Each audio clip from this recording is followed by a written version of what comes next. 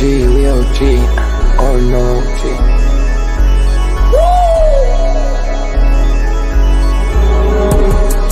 You're not bullish enough, yeah. Oh no, you're not bullish enough. You ain't got D or no. I get stoned by the bolo. Bitcoin set to overload, yeah. Experts on reload, yeah. You're not bullish enough, yeah. Oh no, you're not bullish enough. You ain't got D or no. I get stoned by the bolo. Bitcoin set to overload. Experts on reload. Mempool getting hot. Everybody wanna rock, ayy. Rooms is coming, everybody on a knot, ayy. It's a nuisance, Ordinal Revolution, ayy. Ordinal Revolution. Yo, it's my guy for real, bro. Run stuff. Got French right now. Yo, BRC 420, bro. Yeah. Yo, that shit on fire, bro. Imagine if he in here. Yeah, lock it in the seal. Murder. I got balls of steel. Nookies on the field. Yeah, this shit for real. With no calls, I get so far. Got 100 phone calls that I go hard, and they gon' love me. Smoke weed, huddle back. I get shiesty. Where my Bitcoin looking lovely. Started Satoshi's nothing above me.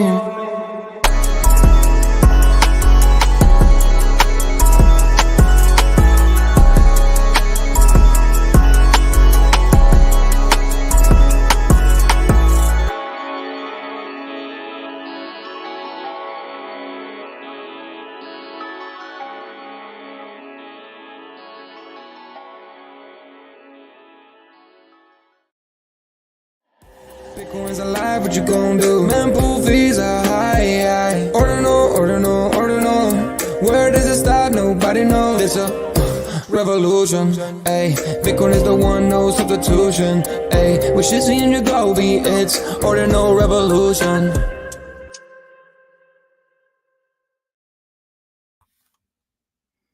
Welcome back to Ordinal Revolution. My name is Shizzy. On this channel, we cover the entire Bitcoin Ordinal ecosystems. What's up, guys? We have an amazing show for you guys today. We got another Ordinal hour. We are live, guys. We're live every single Monday to Friday from 11 to about 12:30, with 12 o'clock being the after hours. We go for Q&A. So please put your questions in the chat. We're going to go through all your questions at 12 o'clock, about an hour from now. We'll go through them, every single one of them, put them all in there. We have a great show for you guys today. So we have a very special guest. Our first guests, our first third person, besides, I guess we had Eric, but that didn't count. But we have Call Me Hunch, and I actually watch him all the time. He's a YouTuber as well. He's doing a great job. He covers the stuff that we don't cover, and that's kind of the reason why I wanted him on the show, because I am, you guys call us the Merlin Boys, we get it, but there's sectors of ordinals that we don't cover, and we want to have episodes like this to cover that sector of stacks and track and stuff like that. We cover track, but not to the point where it's over excessive. And I kind of want today's episode to be focused on stacks and that track ecosystem to kind of spotlight other parts of the ecosystem that we normally don't cover. So, and we'll get into Bitcoin, we're getting to a bunch of other things, but that's going to be the show today. So get your stack shoes on. It should be a fun one. Bring in my partner, as always, Mr. Yagobi. What's up, buddy? What's up? What's What's going on, bro? Not much, man. I'm just excited. It's Friday. I've been watching the March Madness tournaments. I love basketball and sports in general, so that's been exciting. But in terms of the space, we had a couple of good mints come, past couple of days and launches and stuff. So it's exciting times overall. Yeah, man. So today is gonna be a little bit different.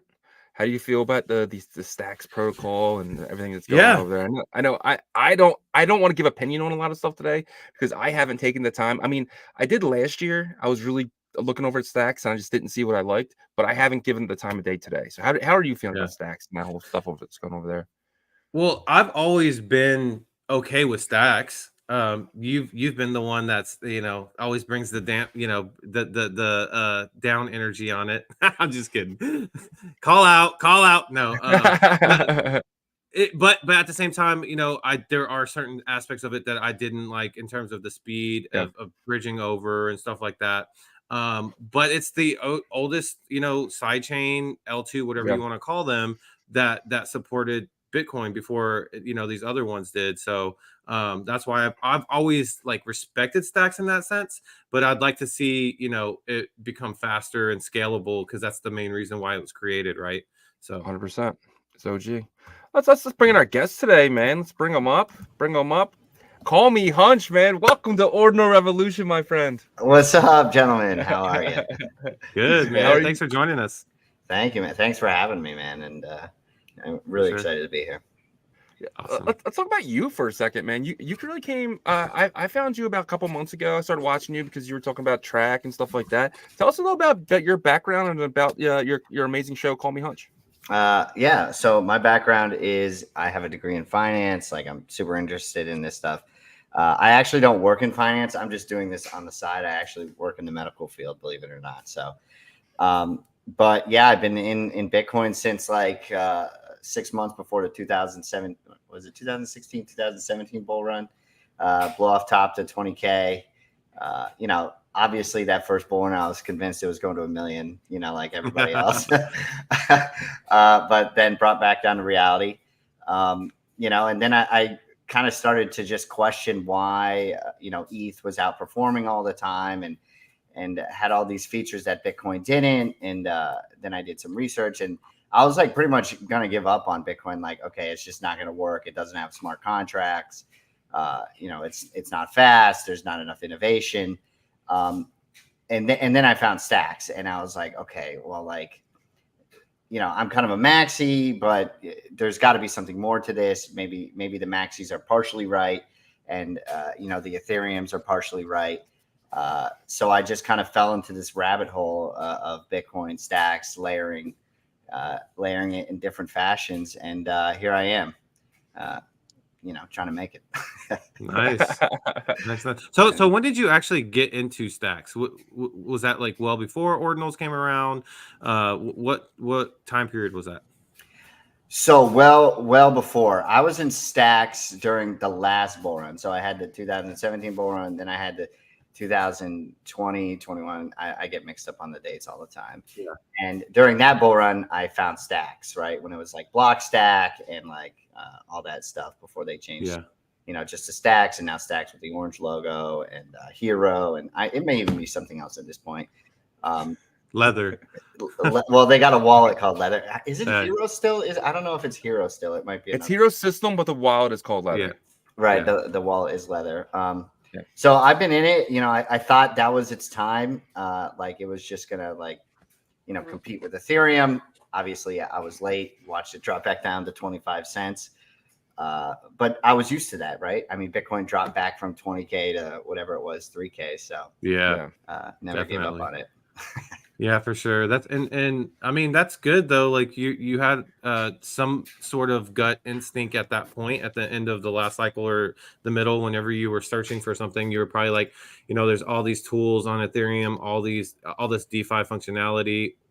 What if that could happen on Bitcoin? Because that just like that little seed gets planted in your head, and then you're like, oh my god, like the possibilities, because Bitcoin's value is just so much like stronger.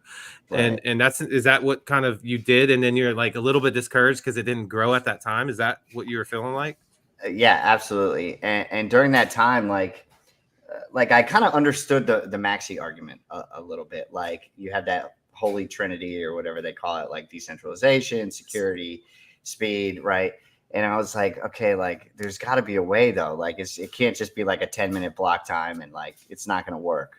Right. Yeah. So there's got to be different layers. Right. Then I got into Lightning, and Lightning has its issues, and, opening channels and all that is a bunch of nonsense to me. So like, I can't do all that, but something about stacks stuck with me, like just like an onion, just layering, take some of the computational power off of the base chain.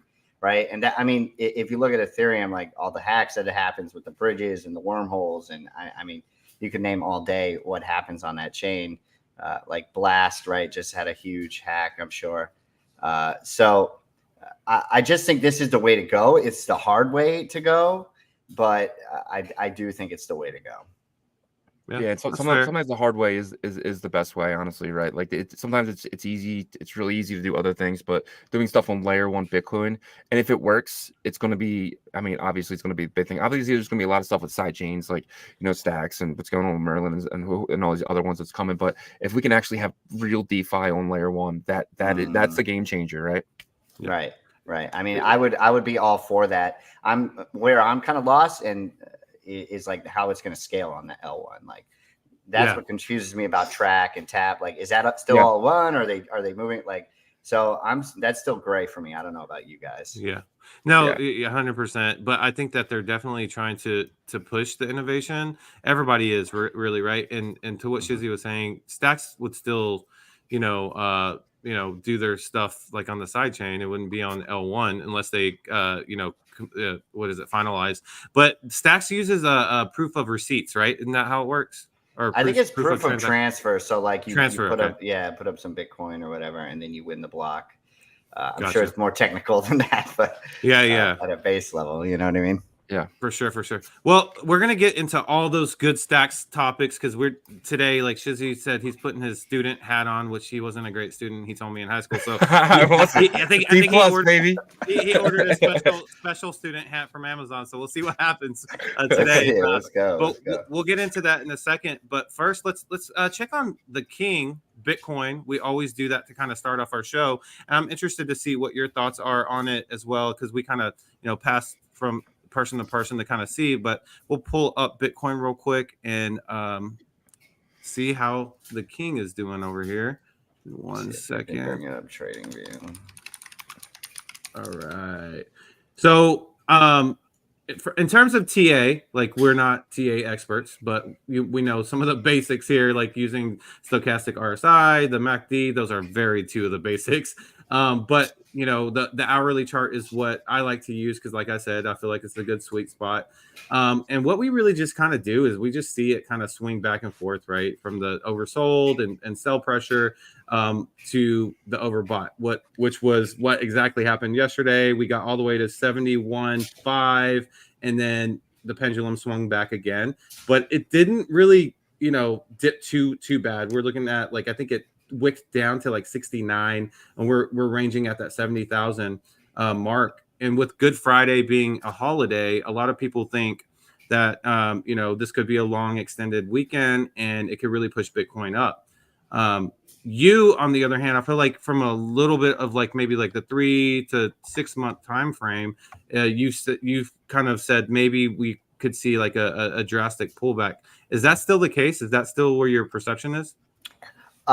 So yeah, I mean, I kind of view it just like a spaghetti fingers of possibilities. It could go up, it could go down. My highest probability in my mind, right? And I'm kind of inflammatory. I make things very known. It doesn't mean I'm set in stone, but I do think the highest likelihood is that we just have this consolidation. There's just money flying everywhere, right? I think Shizzy once time said it's just PvP. There's no new money coming in.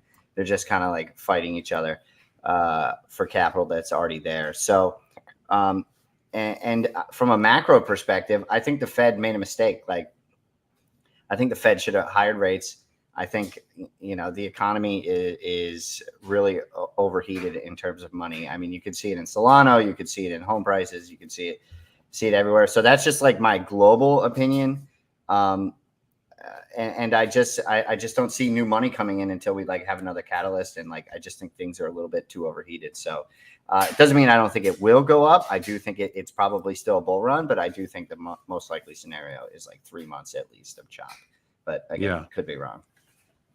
I mean, you have a good point in terms of new money coming in, because what really pushed this price point up was the institutional powers, and what we really want to see is retail start to kind of pour in and go crazy and be yes, we had a little bit of our friends hit us up, but it wasn't as aggressive as last time once Bitcoin broke that previous cycles all-time high of 20,000, and it got to 25, 30, and people were hitting you up, and then it went up. We haven't seen that so aggressively yet.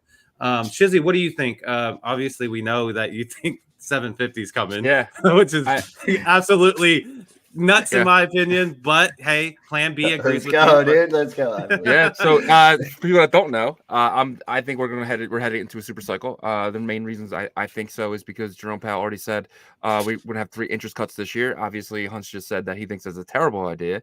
But but you got to remember too that we're in a election year with the sitting president being the underdog.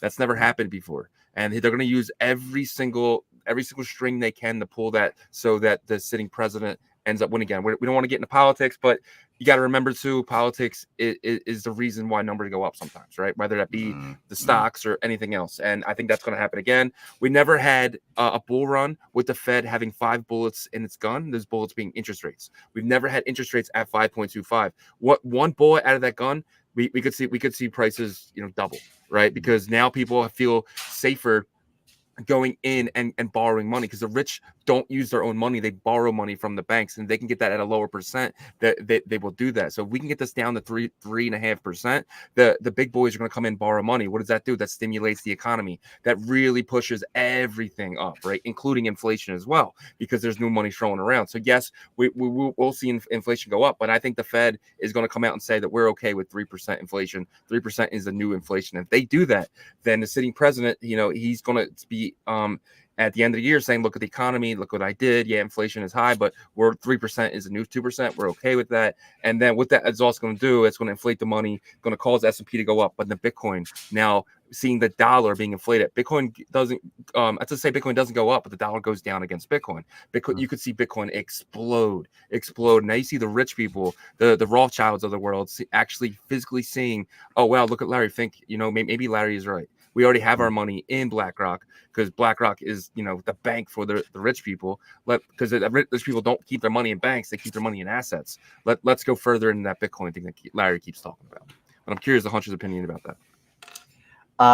I feel like that's going to happen for sure. Like, I'm definitely on the same page.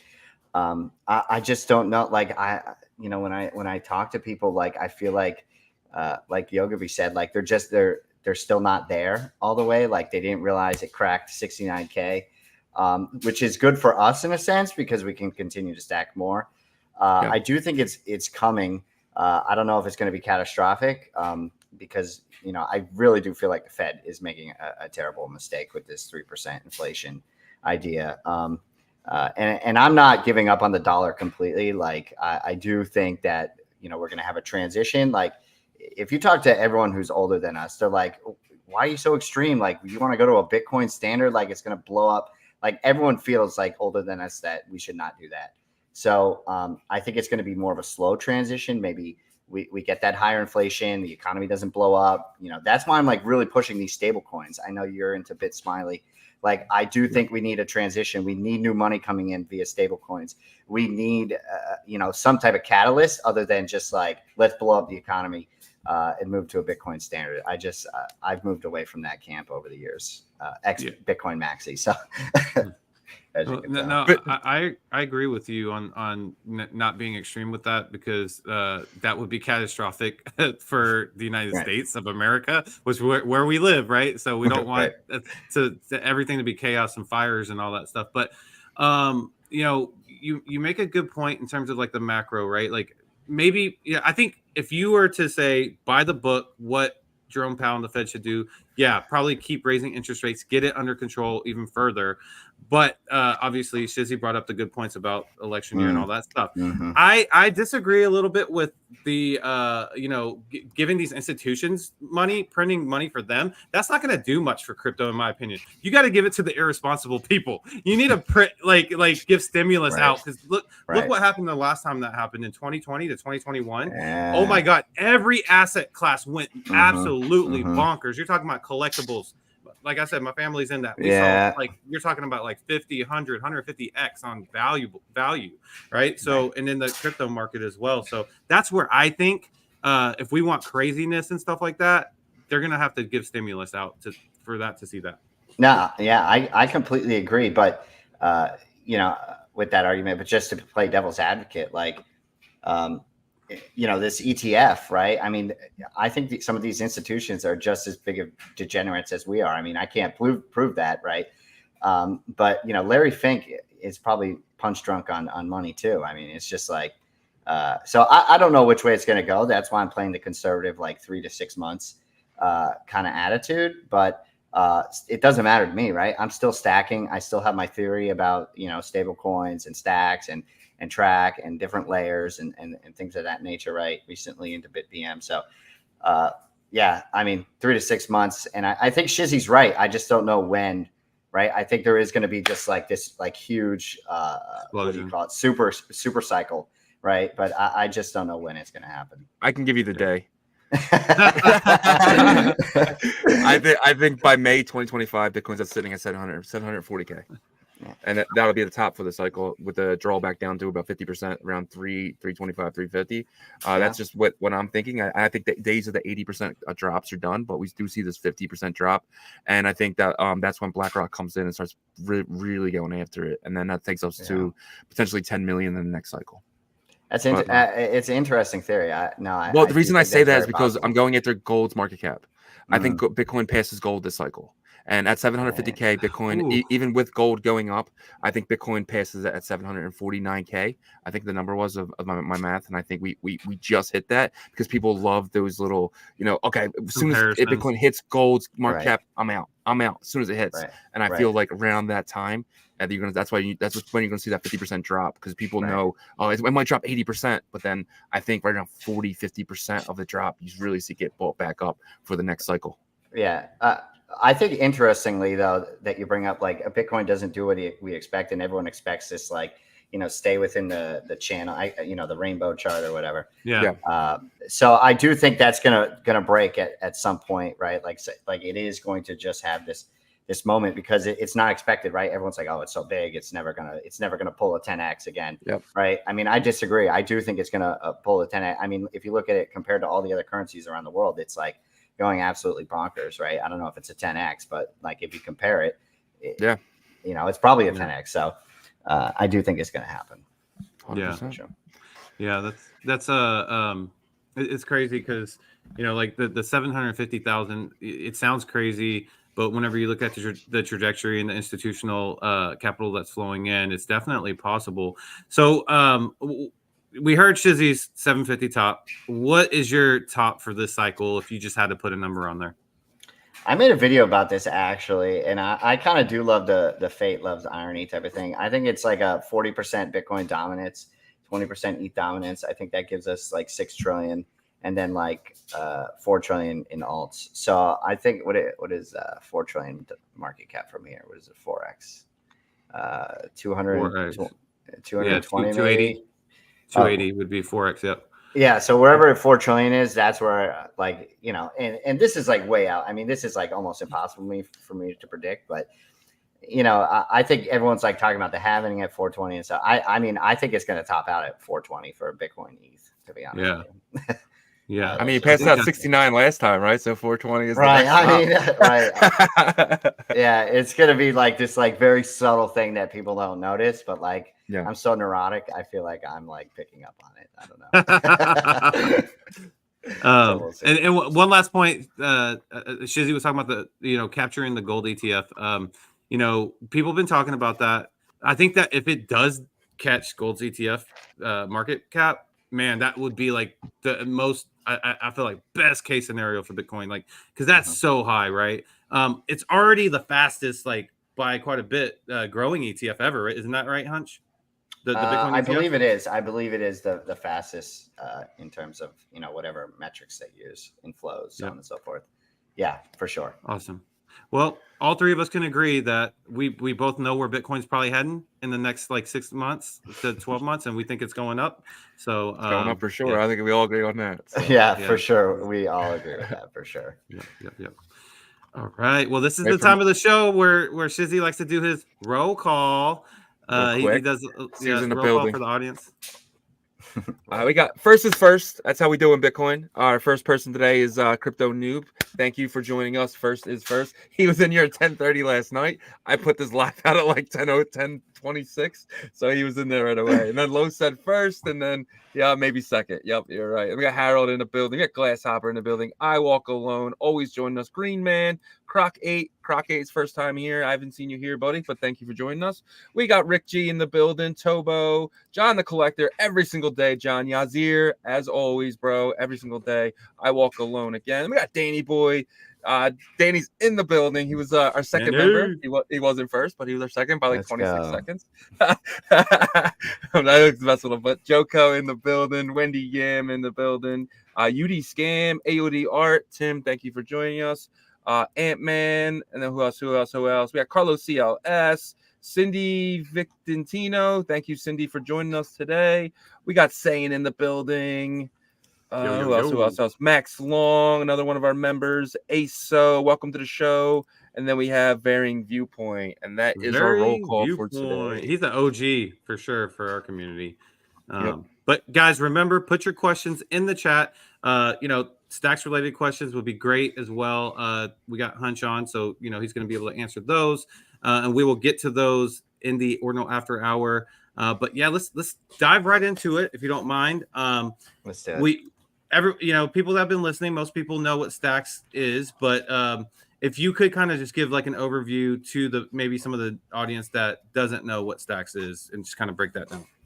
Yeah, so Stacks is kind of like calling layers thing is, I think everyone in the community is trying to figure out what we call these things.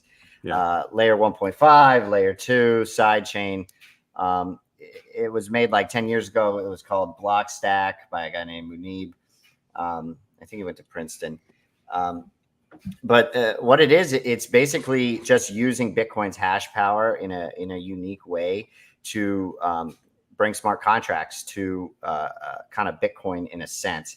And to note on that, I've criticized Stacks heavily for probably 2 years about like why I'm not using native Bitcoin.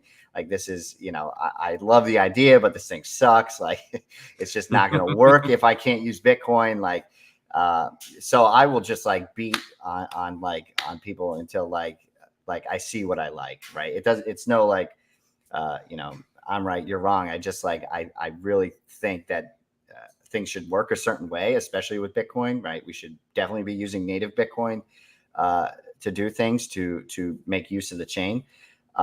So it's got this Nakamoto coming out with SBTC. So that's definitely an upgrade. But it's just using its hash power to kind of layer Bitcoin in a unique way. And I do believe in the time chain theory, right? Truth is kind of told on the chain, right? You want to hash on the chain. You want to reference the chain, especially with property rights. I think absolutely hands down, if we want to protect property rights, we need to use something like Bitcoin, right? Proof of work, we've got to use that base layer. And I think Stacks has the right formula to kind of not bloat the network, but also harness that property right aspect to it. So that's what Stacks is. It doesn't settle directly on it. It just kind of hashes on it, right? Which is, I think, is good for not bloating the network, keeping fees relatively stable, right? I'm not a coder. I'm not a technologist in any sense, but I do think there's something to that. So I think that's one of the pros for sure. Yeah. You brought up fees, keeping them cheaper. So I've heard a couple things about the way the fees work on Stacks, and one of the things I heard was that like it goes back to the miners. Is that correct?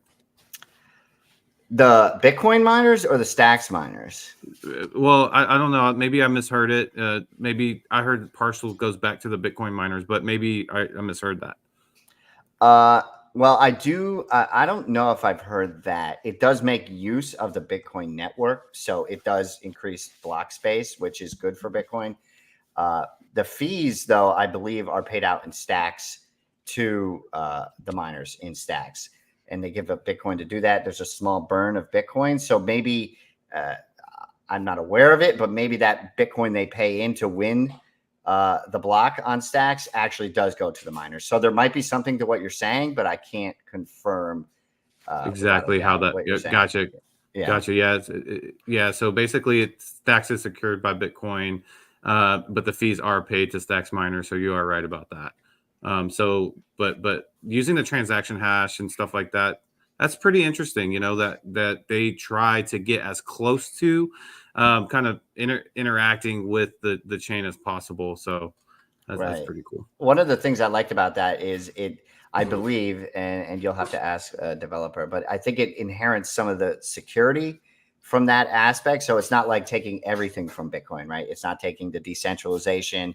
It's not taking the speed or whatever. It's just taking that one little thing, right? That time chain, that security aspect, and it's making use of it.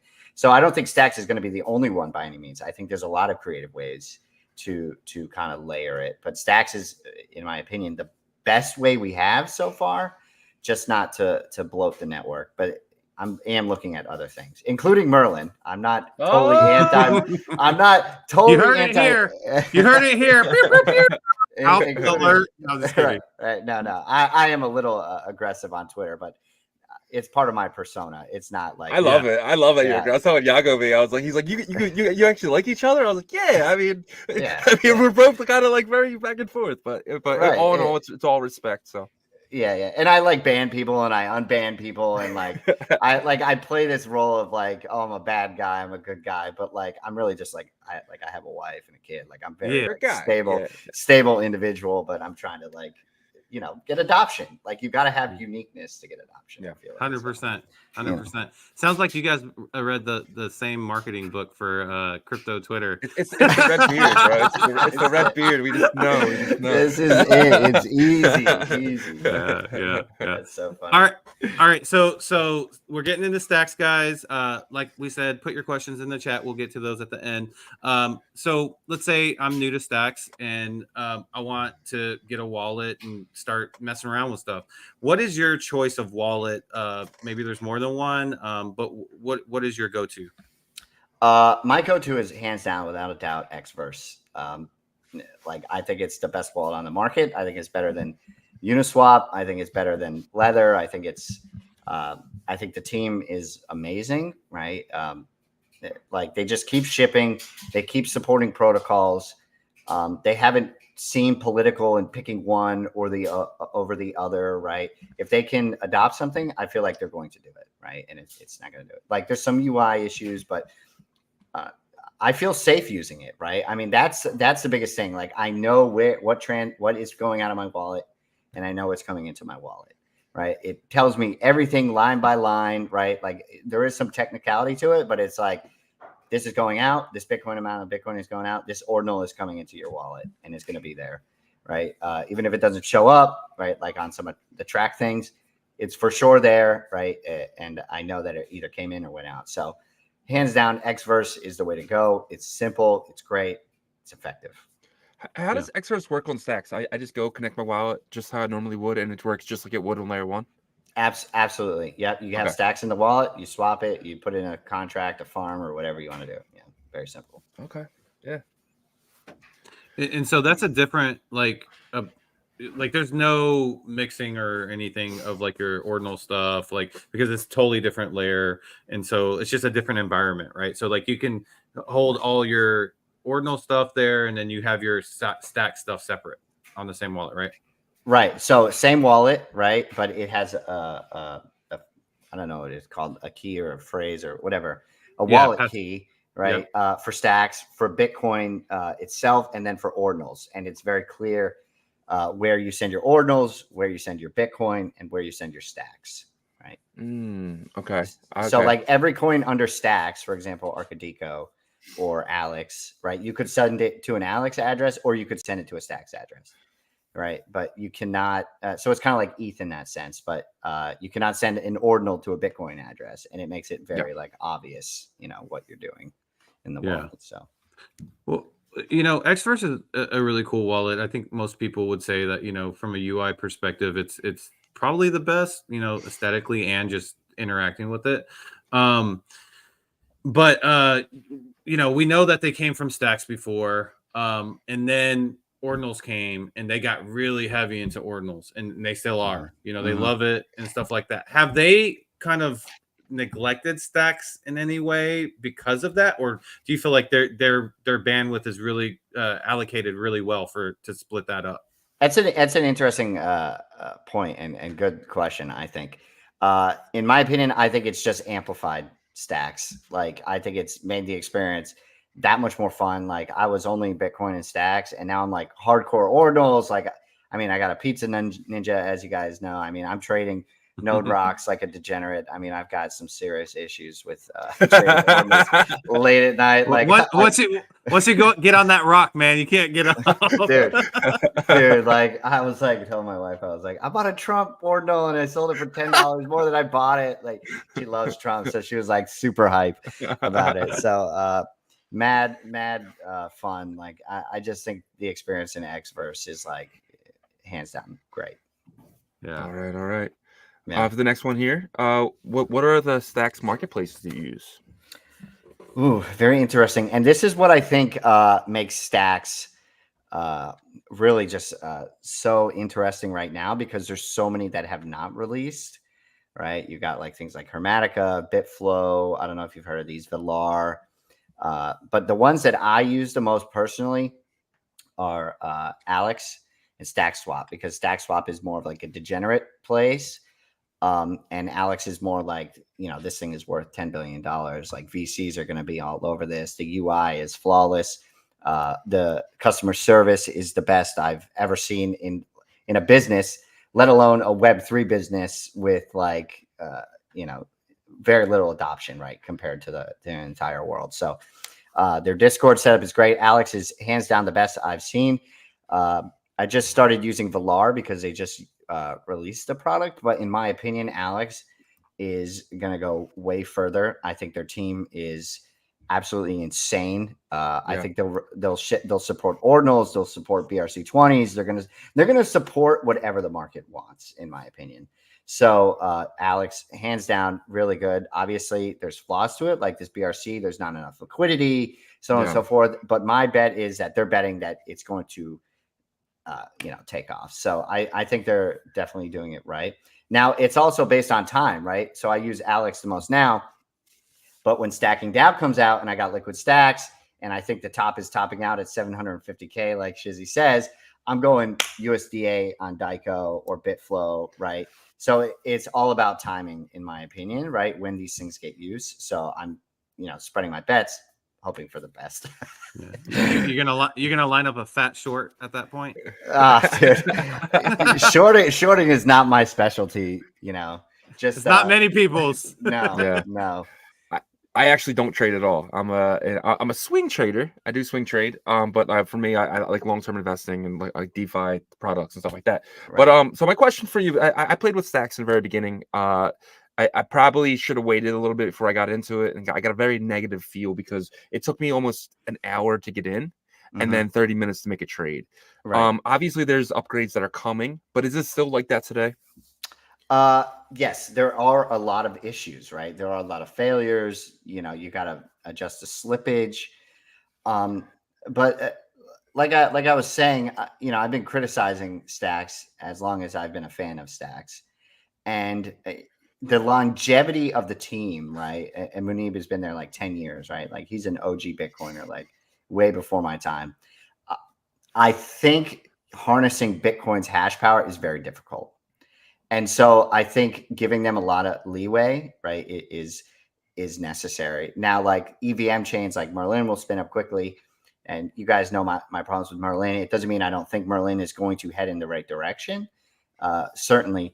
But it's much easier to do that than to try to layer it and maximize decentralization and just kind of use it in a unique way that doesn't ruin the network, right? I do not want to ruin the network at all. Like I love this thing and I want it to work. So definitely huge issues, right? Like I will admit that, but like the experience is not bad, right? Like it's really not bad. Like like you just get used to it, right? And it actually kind of helps your trading, right? You're not just like, trading out of a meme coin because you're like watching it, right? Like you're in it, you're going to stick it out a little bit, right? So I appreciate some of that. Now, when the 5-second block times come, I might be doing a line of cocaine and like downing Mountain Dew and like I can't handle this, right? But like extreme, I can't handle this block time, right? Like, but what is difference that's going to be? 30 minutes to 5 seconds. Dude, that's gonna be right. The swaps don't take 30 minutes though, do they? The order book takes a long time, I know, for the BRC20s, but does the swap take that long too? So it's as long as the Bitcoin block is. So like when the Bitcoin block settles, the Stacks block settles. Gotcha. Which is fascinating to me, right? I mean, like it's literally using that base chain in every single way possible. Like it cannot settle without Bitcoin. Now it can, have its own blocks, which is what Nakamoto is, like block after block after block, and then all the blocks settle, right? But right now it's one block to one block, which is the speed. I mean, that's what we would have if there was a layer 1 swap right now, because there's no way. That's the biggest thing. You brought up the trilemma earlier, scale, speed, decentralization, and security, right? And the decentralization and security are the two that Bitcoiners just absolutely, there's no conversation about it. They're like, no way, right? And then you're stuck with the speed, because like you got to give one up to gain on the other two, right? And but at least Stacks shows us what a layer 1 swap would look like today. So all these layer 1 swaps that are saying, hey, we're about to launch, you could just go to Stacks and experience what you're going to experience in the next 3 months. Right. Well, I think that's a beautiful thing about Stacks is too. It's like it's very honest, right? Like when I was in the last bull runs, like I was like, oh, Algorand solved the trilemma, right? And then it was like, oh, Tron, they have not. It's and I'm not a developer, but like to feed the masses this like, oh, we solved. Like you are giving up something like Solana. Always. Yeah, like Solana for sure. Like, I don't know what it is, whether it's like massive inflation or it's definitely not decentralized. You are giving up for something, right? And even with Stacks, for sure. But it's a very like honest approach to it, I feel like, right? They tell you what you're getting, right? And you're telling what you're giving up when Nakamoto comes out, right? So, I mean, there are trade-offs. So we're just going to have to keep seeing. Place your bets, 100%. Everyone. 100%. Right. Going through my next question here. Did I cut you off, my page? No, I was saying this is going really great. So I was going to go into that next one. Go ahead. Yeah, man. So for me, I love dApps. I love DeFi. I love borrowing and lending and LPing and the whole DeFi. It just gets me excited, right? I was a Bitcoin maxi for the longest time. Found DeFi, saw how cheap it was on Phantom. Rode Phantom up last fun, did everything DeFi, had a great time. And now I'm kind of wanting that on the Bitcoin side here, right? So is there which decentralized applications built on Stacks do you find most promising? And what makes them stand out to you? Well, okay. So the most promising, which also probably has the highest chance of failing, right, to me is Arcadico, right? And I think that's because they're solving the most complex issue we have, which is the time value of money, right? Like, how do you solve the time value of money on the blockchain, right? I love shitcoins, like I love the memes, right? I love all that, but at the end of the day, people are working and they want to lend their money out, they want to make investments, and they want to return, right? And that's what the problem I have with Bitcoin Maxi is like, if you ask them what the time value of money is of Bitcoin, right? Maybe the only person who has an answer is Balaji, right? That is coherent, right? So I don't know if the masses see it. So I think the one that stands out with the most upside is for sure Arcadico in my mind, but it's definitely the most risky because it is a very difficult thing to solve, the time value of money, interest rates. What is your dollar worth? In terms of what I think the most valuable is, it's for sure Alex at this point. It doesn't mean it can't be Valar. But I do think if we stay on a dollar standard, Alex has the potential to go to 100 billion, 200 billion past JP Morgan Chase. Wow. Yeah, but there's going to be competition, so that's subject to change, right? Like I'm not a static individual, right? I kind of read the market. But to me, I think Alex for sure has the potential to pass all of those things. I like Alex, but I hate its name. Arcadico just sounds awesome, right? I don't want to play with some guy named Alex. I want to play in Arcadico, right? Right. But listen, I'm a Dyco head, man. I'm a huge Dyco head. So like, you know what I'm saying? But no, I think it stands for something like automated exchange or something, liquidity exchange. That makes sense. Yeah, I will say, Alex, I got to give them some props, man. Like back in last summer when BRC20s were really getting hot, they were the first to kind of throw it out there to kind of lay it on the line, take the risk, and what they created was the BRC20 ordering book. Now we didn't love it because it was just so slow and stuff, but they did that, and so even if like we didn't love that experience back last summer, we kind of lost track of what they've been doing this whole time. But that gives them like steps ahead of the competition in a sense. Right. And I think they're getting good at making it easy to list your token, to list your your business, to do an IDO launch pad. Right. So it's kind of the go-to for everything. I think that has perks. I think that has drawbacks, obviously, like trying to be everything.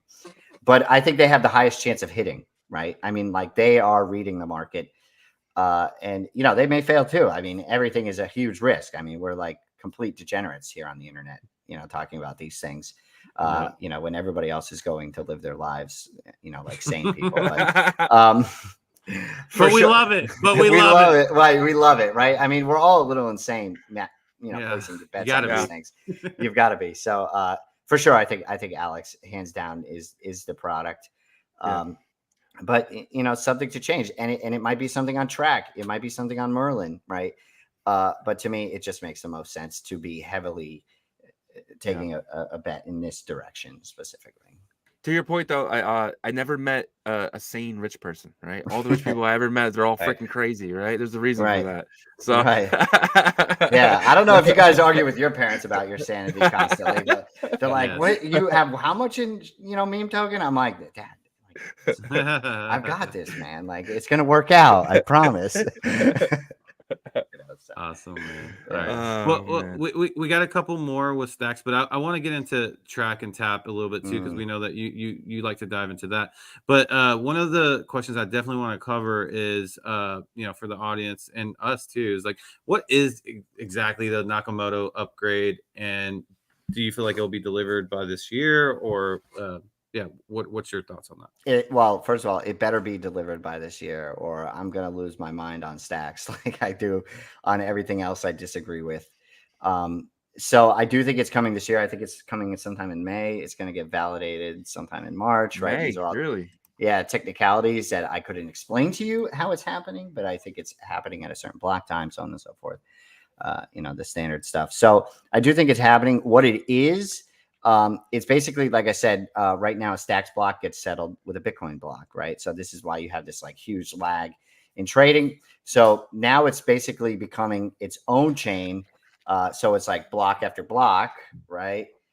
It kind of reminds me of SegWit. I don't know. I didn't really understand SegWit a lot, but I think it's very similar. Like, so you have block after block after block. And then when the Bitcoin block settles, all those blocks settle on top of it. So it kind of like makes its own separate chain while still functioning the same. Right. There are risks to this, right? Like, I don't know how much that affects the decentralization. I don't know how that affects miner incentives. You have to have a little faith in these developers that they know what they're doing, right? And it could go terribly wrong. But I do think it's going to work out, and I think it's coming this year. For sure. Very promising, for sure. I wasn't thinking until the end of like November, but that's amazing. So. Oh yeah. Also SBTC. So you put your Bitcoin in a smart contract, right? And you move it around. And that's helpful for various things, right? It makes it super cheap for like an exchange to move Bitcoin, right? So instead of settling on Bitcoin, you're settling in these 5-second blocks, and then it all settles at once, right? And then you convert it back to Bitcoin at a later time when it's convenient. So you leave it in a smart contract. The exchange goes, okay, now we're going to settle. Boom, you take it all out, right? So I think that's a better way to do it than say like what Merlin is right now, where you put the WBTC or whatever and use ETH. Yeah. That doesn't mean it won't be ETH, right? And it won't be Merlin. But right now, I feel like Stacks has that capability to capture that market. And I think that market is absolutely massive, like way more massive than we think. Yeah. Yeah. I mean, it could be big. And it sounds like a roll-up type of approach, within the smart contract. They're taking all these transactions, and then once they're ready to, take the mass amount of transactions to settle, they're doing that at once, right? So a lot of this roll-up technology is supposed to be coming, on the EVM side as well. I think it's really going to be your flavor. Obviously, you know, risk curve is something that people have to think about, right? Because when there is custody with your assets, you know, people can get nervous. I do like the fact that Merlin's MPC wallet lives on Bitcoin, but again, it is you know, I think it's a 2-point touch between two different entities, or maybe 3. Yeah. But again, this approach allows that to not, you don't have to take that approach. This is permissionless, and you know, you can have all those roll ups. So, well, I think that's an interesting point too. And like, I think, you know, maybe SBTC works for like a Coinbase, right? And Merlin might work for a Kraken, right? I don't know if it's going to be an all or nothing, and maybe retail uses something different than what an institution would use, right? Maybe Franklin Templeton uses Stacks, and you know, BlackRock uses Merlin, right? I mean, I don't know how it's going to work, or exactly. or just the collective degens, Right. they're kind of like, I don't care about my wallet, you know, 2-point touch, but yeah, exactly. With Merlin is kind of like I'm in a lot of these Chinese chat rooms, and I use ChatGPT to kind of grab it all and kind of read it out. They're all saying Merlin is their Ethereum. They're saying Merlin is finally like a Chinese blockchain and stuff like that. So I think Merlin's going to be very east based, while stuff like Stacks is going to be very west based. You know, because obviously you know. I just think that is where we're headed with the two. Right. But I think it's okay to kind of play everywhere, and that's why I was so interested in having you on today, because about Stacks and stuff like that. But that's where I kind of see it. I see a lot of the Asian you know, centric companies using Merlin, while some of the West companies use Stacks. Right. Absolutely. I do think it's a very dynamic world, and like I said, like my criticisms of Merlin are mostly character, and my Bitcoin Max and, you know, Maxi coming out in in spurts. And let's be real, like I would say like 90% of the successful chains and products, a lot of them, like, it depends on their marketing, right? It depends on the marketing, because we've seen like really good tech not really get a lot of attention before, right? And so an example of that to me, from my knowledge up until now, is the Atomicals and ARC20. You know, because like let's be real, like that's kind of what Runes is doing in a sense with the op return, and using that place on Bitcoin to store data and all that stuff. But like, it just hasn't caught on, because like there isn't a Casey behind it. You know what I mean? There isn't, you know, these things. And but Stacks has been around for a very long time, and I feel like they seem like they wanted to do things to not piss off the maxis, which probably why they like have more of that maximal culture favor. You know what I mean? Versus like something like Merlin, which they're gonna be like, man, those Chinese, you know, they're just want to whip something. They just want to whip something up quick or something. You know, they just want to whip something up quick to do something. But you know, that's just... And I mean, I get it. Like, you know, I lost hundreds of thousands in gains probably by being a Bitcoin maxi. So like, I know the flaws of my approach for sure. There's ways to make more money, right? But deep down, like the only thing I care about is like Bitcoin succeeding. Like, it doesn't, like, I don't care if it's Merlin, I don't care whoever, as long as the chain is intact and we have property rights. Like at the end of the day, I really just don't care like how it gets done. I want it to get done. Right? And I agree with that 100%. And there was a point in me where like maybe like greed crept in last fall or summer, where I was like, I just want to get like, and then I was like, oh, I took a step back. I was like, if anything with the Bitcoin blockchain gets fucked up, we're screwed. Because like, if the king goes down, like I actually don't want much of the core like code to get upgraded or changed in a way to where there could be an attack like on Bitcoin. You know what I mean? That's like the worst case scenario for all of us that are passionate about this. Right. And you know, I think the approach I'm taking with like the degenerate, like sometimes I'm over the top, but I think that is like bringing culture back to Bitcoin.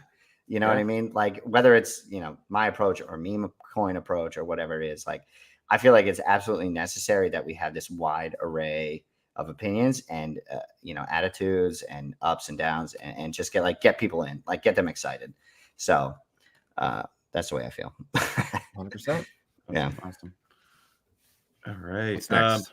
Well, real quick, I don't want to get into this one for too long. I just want to know if you know any information about, like, is Stacks integrating runes at all? Have you heard anything about that? I'm sure they will try. I'm sure they Yeah. will try. They're going to try to do ordinals. I'm sure, moving ordinals around. I think that's, pretty far off if I had to guess, right? I mean, doing too much at one time is probably not a good approach for longevity. And Yeah. it's a good approach for making a crap ton of money very shortly. So Yeah. I think Stacks is probably not going to integrate that as fast as people would like.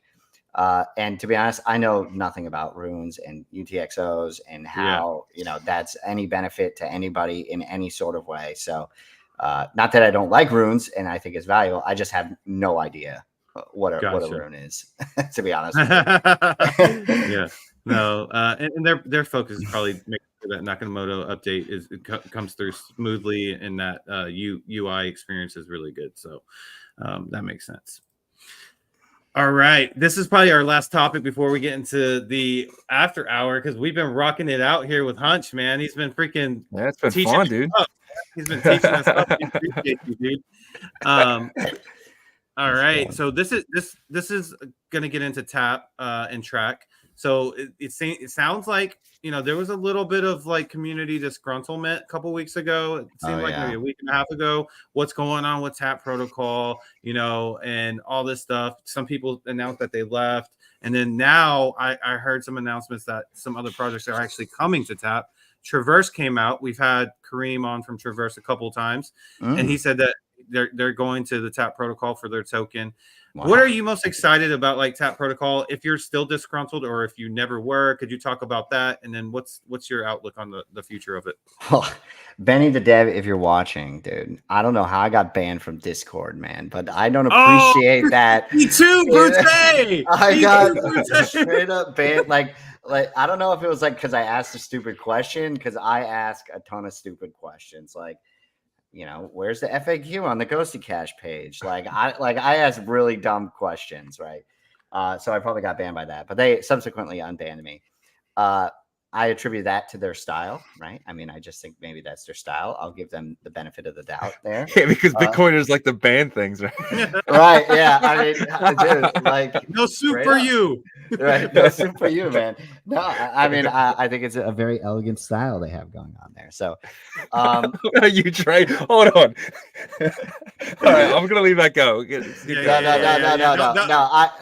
It is a red flag. It is for sure a red flag that they become disgruntled. So if that's what you're going to say, like, I completely, hands down, agree with you. It's for sure a red flag. The disgruntlement from the community, I think, is impatience, right? Yeah. I mean, I think there's a chance that it's not impatience, and there is a fatal flaw with the meta protocol. I'm not a dev, and I'm never going to pretend to be a dev. So I think there's a possibility of that. But I do think it's sort of like Stacks in the sense that building something that they think is right is just going to take a long time. Now, there's questions I have about tap, right? And track, like, how is it going to, like we talked about, how is it going to get the speed on layer 1? Is it even on layer 1? Like, can you describe what the meta protocol is, right? I haven't seen a tweet thread on it. I haven't seen anything on it. So to me, there's huge red flags, right? This is definitely not the biggest position that I have, right? Bitcoin is my biggest position, right? But the disgruntlement, I think, is a little bit of impatience. And personally, disgruntlement that I had with Merlin was not so much the Merlin, but was like some of the Merlin community attacking track. Not that I care. So that's just my personal opinion on it. But I do think overall the disgruntlement is just impatience. And I understand that completely, for sure. Well, the reason that Merlin community did attack track was the same reason, kind of like you got banned from Discord, was just kind of like they were sharing codes and stuff joining here, and Benny came out and said, you guys share codes in Discord, you're out of here. And where everyone was like, why can't we all just right play? Yeah. Benny drew the line first, and the Merlin guys, just community has crossed it. You know what I mean? And it makes sense. It makes sense. Yeah. I love a good debate. Debate. But yeah, I don't know about the disgruntlement. You guys have any more information on that? What your opinion is? Well, I think it was because there hasn't been much released, right? And from Mhm. some of the circles that we are in with our network, people that have gone to events and stuff. It's not just community. It's people that have attributed their resources towards it. Mm. But like we've known Benny since the very first time we interviewed him last July, I want to say, or something like that, or June, or Yeah. July, August, around there. And so like we know that the guy's a hard worker. Like he has Mm. characteristics of a good dev and good project leader. But I think that at the end of the day, you can't satisfy everybody, and then you might not be Mm. able to communicate that well. You know what I mean? Right. Because like I mean, think Exactly. about like the stuff that like goes on in his day to day. He's probably getting nudged by this VC, that person, this person. His team might not be performing the way he wants or whatever. Right. And Yeah. so you can catch anybody on any given bad day, and then it just comes out that way, right? Mhm. But to answer your question about it is native to Bitcoin. I feel like meta protocols are, because if you can interact with like Bitcoin nodes in the chain directly from a wallet and that protocol, and that protocol's asset comes into your wallet, I think that's, to me, I think that's as native as you can get, right, Mm. from like a meta protocol level. So that's Mhm. why I feel like they're layer one, in my opinion. Right. People have different opinions with that, but that's kind Yeah. of where I come from. No, I mean that's very helpful, actually. And Thanks. my Yeah. my Go ahead. disgruntlement came from Santiago, not from Benny, from TapX. TapX. Yeah. So that was my biggest issue, was TapX. TapX came out Mm. in September and said we're gonna have to test that by December. Nothing ever came. People didn't build on Tap because they seen TapX and how far along they were going and how Benny was in every single spaces that they're doing. Benny was backing them. Benny was helping them. So Mhm. people kind of stood away from that, and that really messed up the development of Mm. anyone really building over here. Santiago is the reason, the main reason why Yeah. Tap failed. I 100% believe that Yeah. Santiago and TapX are the number one reason that Tap is not Well, doing really well right now. well, That's interesting. Yeah.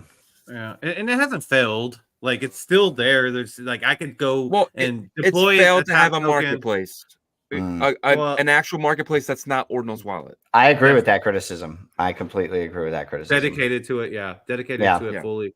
Yeah.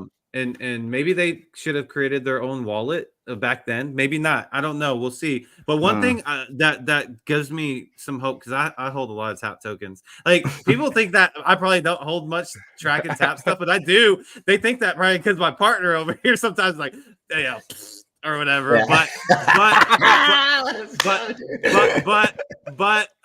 But I actually hold quite a bit. And when I heard the announcement from Jason Fang that Xverse is going to start showing balances, that was a bit of hope for me.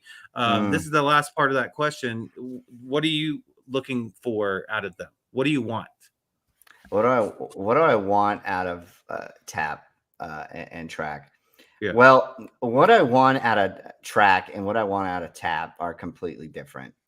I want Track to expand and index and make the experience on Bitcoin good. I don't care if that's via Tap. I don't care if it's via bitmaps or whatever they're doing, or whatever approach they take. I want the experience to work. I think it's necessary that we have an indexer. I think it's necessary that we have a chain link type thing. I don't know how necessary.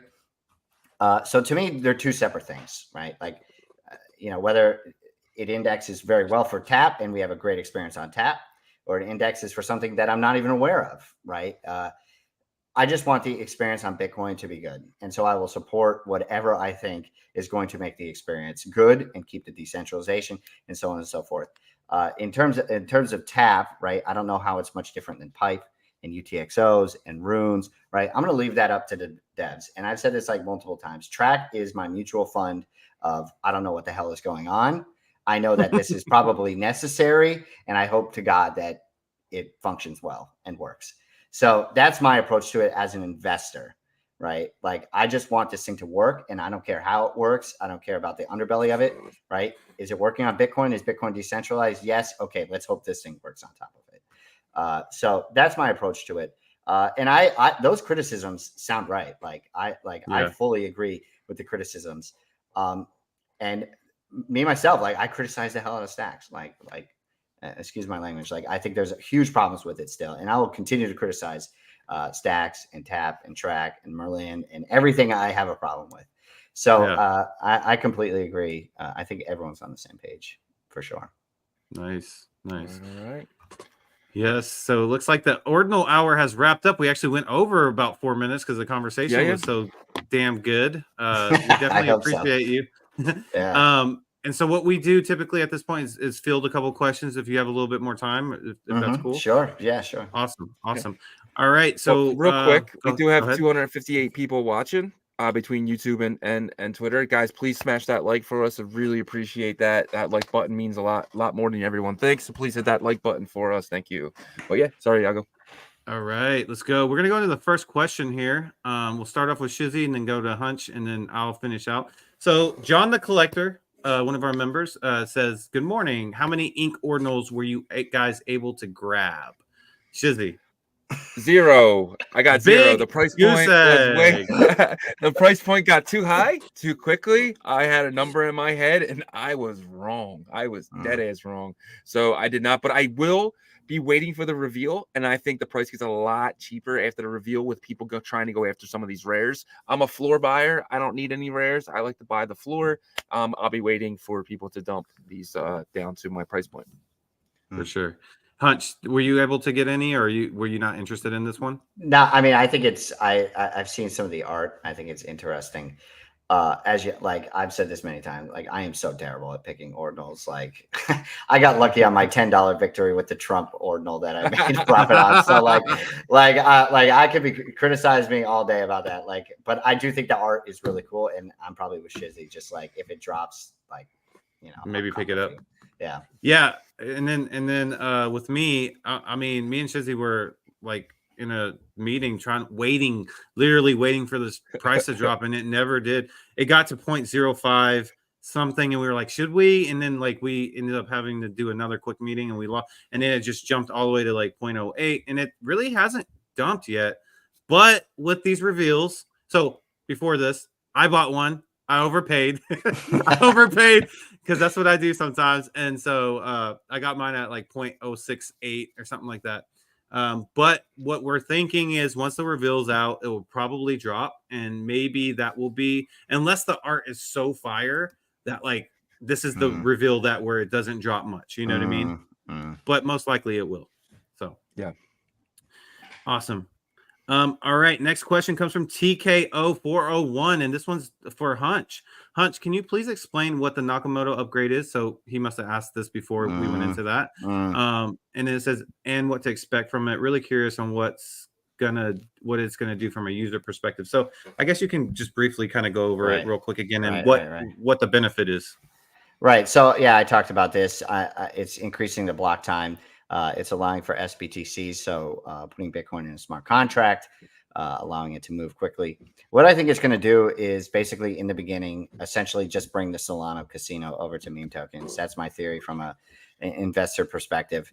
I think it's going to improve the UX, but it's not going to be noticeable at first because people are just slowly trickling into stacks, I think.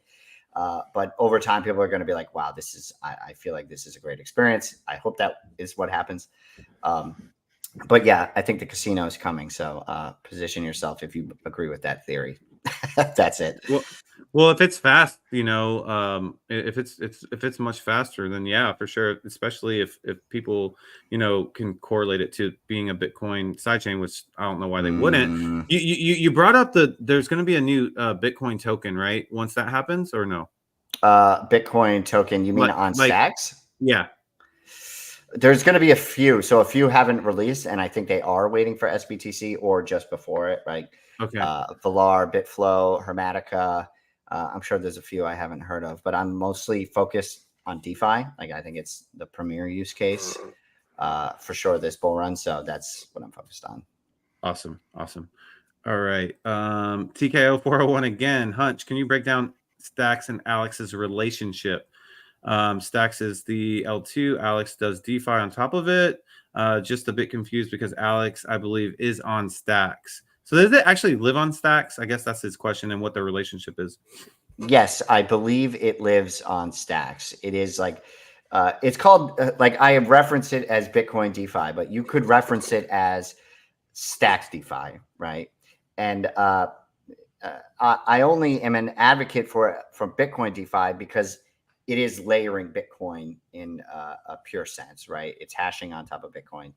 It's going to use SBTC, right? And if it didn't use SBTC or some form of Bitcoin natively, I would have abandoned Stacks a long time ago. So it is on top of them, and it is harnessing the Bitcoin chain, which is, I think, is a very unique and creative way to give the user an experience that isn't on L1, which is a pretty bad experience from every Newsline article. You could see that, right? The 10-minute block times. This is never going to work. XRP maxi, shout it from the rooftops, right? So that's why. Yeah. So it is on Stacks. Yeah. But there's so many people using XRPL, right? I'm just kidding. Real quick, Yagobi, you missed a few of these, bud. You got to miss this one. I vote for Shizzy president. Well, 750K. Hold on a second. Don't questions, bro. Get a mail plan B. Plan Shizzy is a new standard. Let's have it go. Okay. You see what I got to deal with, Hunch? You see what I got to deal with? It's tough, man. I don't know how you do it, man. Those weren't even questions. All right. They were questions for me. I don't know. Yeah. No, they were statements to inflate your head. All right, so we got Yasher, our guy Yasher, that voted for Shizzy for president. He has this question that says, "Why are there not much of traction and projects building in Stacks?" That might be because Yasher, you haven't really maybe dove into that side, because I've heard of Welsh, which is a meme token that's taken off quite well. But could you answer what the reason why people feel this way? I think they feel this way because it's like partially true. It definitely does not have the traction of ETH compared to market cap. And a lot of people are like, I don't really understand this. This is smart contracts, but ETH is 200 billion and this is 5 billion. In my head, it's hard to kind of settle that as well, right? But I think that's where the upside comes from an investor perspective as well, right? There is this huge gap between the value and what you pay for it, right? So, I mean, that's a classic investor perspective.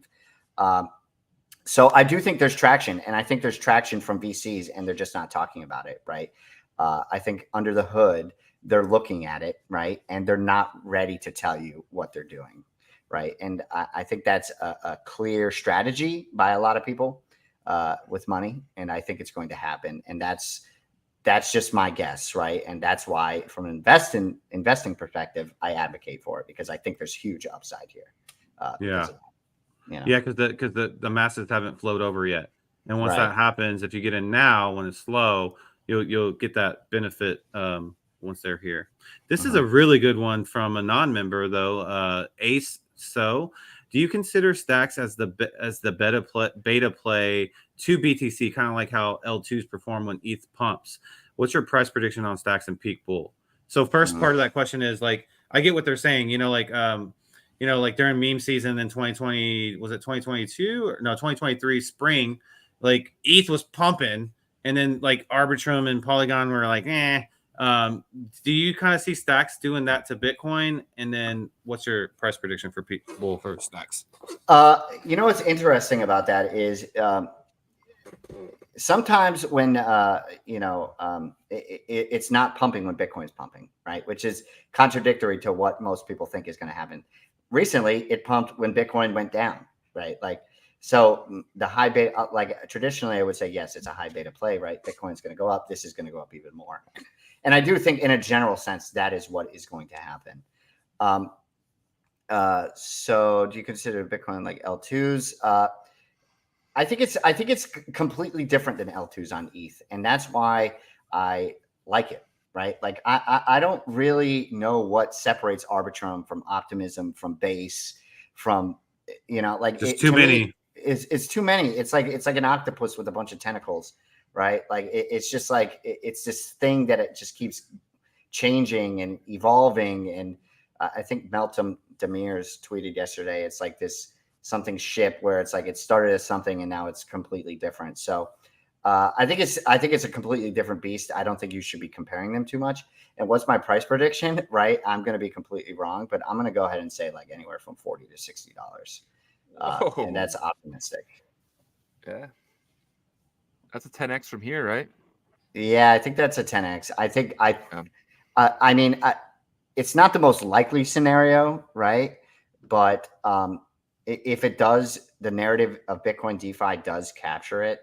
I think a lot of the value that flows, like it's going to have to move through stacks. Like it's like this kind of the piping to the Bitcoin DeFi narrative, right? So that's optimistic. That doesn't mean as an investor, I'd wait for the 10x. You might want to scale out before or scale out, whenever you want. I'm just saying that's what I think. Yeah. Yeah. And it's performed damn well. This ever since like the hype has come over to like Bitcoin DeFi, I feel like. And I think a lot of that is attributed to how long it's been around. Because then you have some people that have been like, okay, finally, like Stacks says that play, finally, it's gonna happen. You know what I mean? Like it's gonna really pump up hard. So I think there's a really good opportunity for the upside on the price of Stacks. So. Yeah, and I think we're a cycle late. Like last cycle, I was too early. So But it's good to be too early in tokens that do well. So I think you're gonna be something really nice. Yeah. All right, this one's kind of geared towards. I think Shizzy can start with this one. What are your thoughts on Mineral? They announced APY data is revealed 18.02% for MNER staked for 360 days, but number keeps going down. So we know why number keeps going down, but you can explain that. Go ahead and answer. Yeah, so this is normal for all brand new DeFi protocols. Everything, it always starts high. It gets you locked in. It gets people locked in for 360 days while they inflate the MNER token, and that's what's going to happen. I am in this. I am staking my minerals. I'm earning the APY. I'm getting the mineral token, and I am actually taking that yield and converted it to Bitcoin. That's the game that I play. Getting daily payouts of MNER, and I am taking that MNER and I'm cashing out the Bitcoin every single day. I put in my initial, which was the minerals, and now I am constantly getting that APY. And you're going to see that every single day. It's going to be tomorrow. It's going to be 1,700%, 1,600%, and it's going to get to a certain point where it's kind of sit pretty. But then the MNER token is going to drop in value as well until they come out with another Ponzi, right? Another reason to kind of jack that up. How's the cards? Right. That's DeFi, right? Get in early, get out early. Let's go, man. I don't hate it. But the good thing is we are early in the bull cycle, so I mean, each chain has their own little cycles too, so just this is the beginning. Well, so just be able to... MNER though, you're earning Bitcoin as well. So not only are you earning the MNER, that's true. You're earning Bitcoin. So that's another reason why the APY is a little higher, is because they're mining Bitcoin and they're giving it to the people that are staking. So it's not full Ponzi, but you are earning a little bit of and Ponzi's are fine. Just get in early, get out early, right? Let's look for a different term though. I mean, we love the Ponzi. The Ponzi's like DGen. DGen's Ponzi. It's kind of our terms here. So that is true. And go ahead. I was going to say, so these are BRC 420s. Is that what these guys are talking about? So it's a BRC 420 put on Merlin, which is and you earn a BRC 20, which is the MNER token. So it's all layer one assets on Merlin. Well, in the BRC 20, once you stake that, you earn two different rewards. One is BTC because this is a mining company, so like you can see it in your dashboard, and then the other one is the BRC 20 MNER. Of course, like this is all the actual Bitcoin layer one assets are on that NPC wallet on Bitcoin. These are synthetic mirrors, right? So, but yeah, so yep. But also I wanted to make a statement, varying. You don't want that APR to be crazy high for too long because the massive inflation that comes through, and then there's just going to be massive dump parties, and then the token becomes worthless, right? So you want it to get to a respectable APR, and yes, take advantage of the APR when they're high, but it is going to go down drastically over time and then hit that sweet spot like Shizzy said. Yeah, the thing is so I've been doing this stuff for a while now. It's the easiest thing to do is just dump all the way down to the APY gets fair, and then when the APY gets fair, I say between 80 and 120, which is still insane. You say 180 to 100 to TradFi guys are like, what the hell? You know what I mean? So, but to me, that's fair, and that's when I'll kind of hold the token and hope for a token to go up, because when it gets to that point, that means the inflation is a lot lower than it is today. Right now, you take if someone's going to hand you money, you take it. If the circus is in town, you sell peanuts, right? So I definitely agree. That's my strategy. But but it will go down. Yep. Great question, Varying Viewpoint. All right, eSpirit44. So how do you put all of the off-chain stacks transactions into one Bitcoin block? I don't understand. Is congesting the Bitcoin network? Is it not congesting the Bitcoin network? Is basically what they're asking.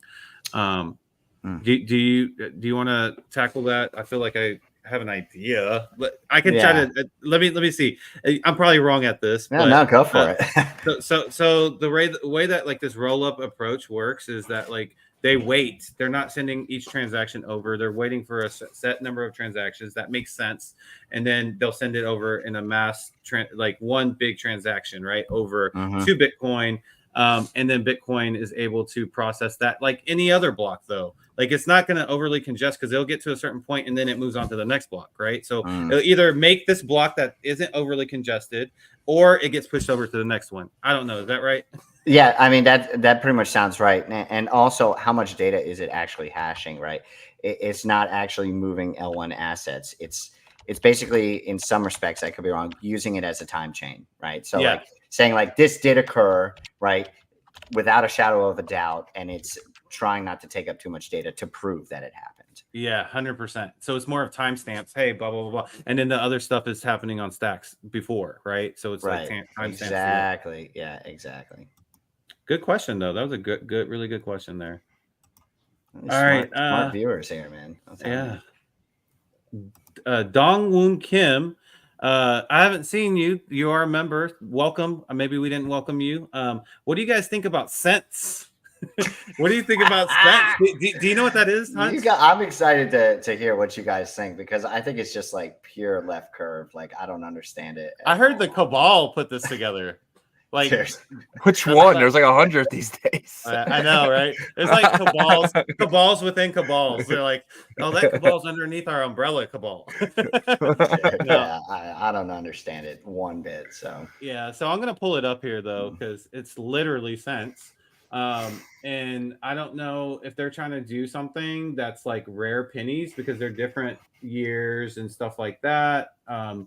You know, I'm not sure what the whole approach of this is, but I did hear, I mean, that like there's some powerful people behind it in terms of marketing power and stuff like that. Now they're going for like 0.0025. How much is that? It's like $200, $300. I mean, that's kind of a lot for a cent. Well, here's what I think somebody did. They got a bunch of pennies, put it on a white background, used a super high what do you call it, HD camera and take a picture. And what I think they're probably going to do is what you're not telling you about. If you buy it, they'll send you the penny. Yeah.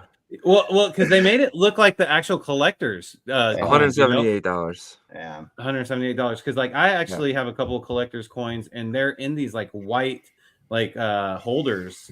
So it seems like they're trying to take that approach. And I'm actually waiting for the day that like one of these large basketball, baseball, football card companies decides to come into Ordinals and says, hey, using these rare sats is going to be all, we can utilize this actually versus regular NFTs where it was kind of lost, So I actually think it's unique now that I'm like thinking about it. If they do something useful with it, like target the collector, right? Like in some way. So interesting.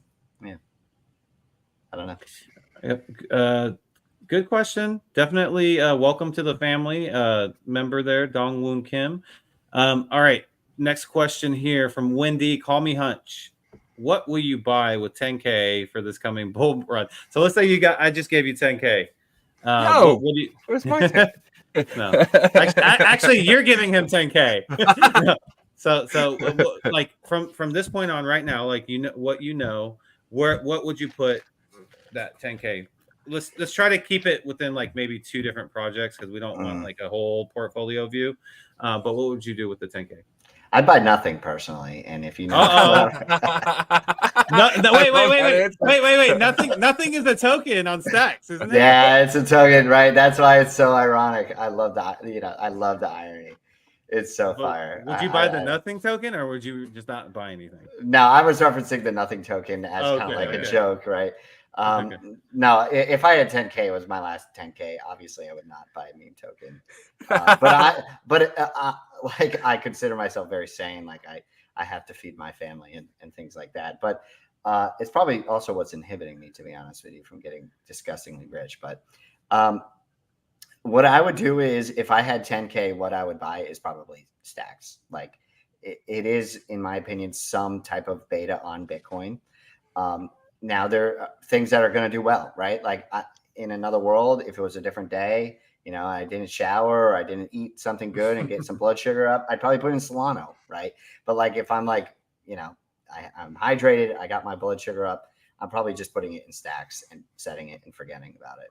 Yeah. Pretty safe play for you. Yeah, pretty safe play. I think there is value there, even if it's a 3x, even if it's a 2x, right? I think you'll do okay. So yep. And then we got a little bit of a super chat here from Dong Woon Kim, the new member. He says, "Shizzy, quick bullish bearish on real quick. Top 10. Right. So let's just go through top 10. We're gonna zoom. We're gonna zoom out this, and then we're gonna end the show here. We do have 286 people in here. Please, guys, hit the smash the like for us. But thank you guys so much. All right, this is a quick game that we play. We don't normally do it this quick. I usually do it how they get you on the show. We'll do a long one, but since he did pay for this, we will do it. I'm just gonna give you a project. You can tell me bullish or bearish, and when you're answering that question, to say if you had that 10K that Yagobi gave you that did not give me, if you would use that to buy one of these projects, right? So Ink, bullish or bearish? Hunch? bullish. Runestone, bullish or bearish? Bearish. Bitcoin puppets, bullish or bearish? It's probably wait. Be careful. Be careful what you say here, because that community, the puppets community is dope. Fucking, I hate the puppets, dude. But it's not like bullish. Yeah, you gotta be. No monkeys, bullish or bearish? Bearish. R6. Oh, bearish. Ordo Maxi Biz. Bearish. Game of Blocks. Bearish. Cats. Bullish. Nat Cats. Bullish. Dead Gob. what is? I don't even know what that. I don't know. Those are It's in there though. things from the Game of Blocks. Oh, okay. so maybe it's an extension of it. Yeah, bearish. Sense. I'm gonna say bullish. I'm gonna say bullish, man. I'm gonna say bullish. And the frogs. Bullish. Okay. Yes, you gotta be. You can't be freaking bearish Yeah. on the frogs, bro. I think it's a good collection. Yeah. And to this guy's point right here, Cyber Reed, this has been a legendary episode. Hunch, man. It has. We gotta do this again. I don't know if you had a good time as I did, but we gotta do it again. Yeah, it was a mad fun episode, man. Like, hell yeah. Really fun. And we definitely want to give you a little bit of time here to kind of let the audience know where they can find you, your channel name and stuff like that. Right. So YouTube, call me Hunch. Twitter, call me Hunch. They could be not more different from each other. So you have to follow both. On YouTube, I'm very sane. On Twitter, I'm very insane. I think that's a good approach to take, but that's just my opinion. Other than that, maybe I'll start a TikTok. If I do, it's probably going to be under Call Me Hunch. But yeah, I'm not looking to get anything out of this, but just to promote Bitcoin. So thanks for having me, man. You know what I mean? Yeah, for sure, man. For sure. And guys, make sure you support content creators like Hunch. We work hard every day to try to get you guys, the latest and greatest. And I think it's good that there's more, different content creators that focus on different areas and stuff. Because then we can come together on a show like this and just kind of, our audience wasn't as well versed on stacks, but now they got caught up, and we appreciate that. Yeah, absolutely. And appreciate what you guys do. I mean, obviously you're blowing up. So like, Bitcoin. It doesn't matter how people get to it, right? As long as we got a stable chain at the base, bring the content for sure. Hell yeah. Amen. Yeah. All right, guys, that's the show. Go follow Hunch, guys. We'll be back on Monday. We got a video coming out today with the guys from Yala Labs. Got that video coming out today. We got video with Mr. J coming out tomorrow. We got a market update coming out Sunday for you guys, and then we're back live Monday to Friday of next week. So please join us then. And that's the show. It's not gonna be Monday to Friday because we're gonna be in New York on Wednesday. We're gonna do some special though for those days. So stay tuned. Monday, Tuesday will be Wednesday. Regular. Yeah, and Wednesday will be regular, and then 2 days off. But appreciate you guys. Make sure you check out Ordinal Revolution. Get the if you're going to Nashville, make sure you click on the banner, get 21% off, visit our store, and that's it, man. Yep. See you guys. Peace. Peace. We OG, we OG. Oh no, G.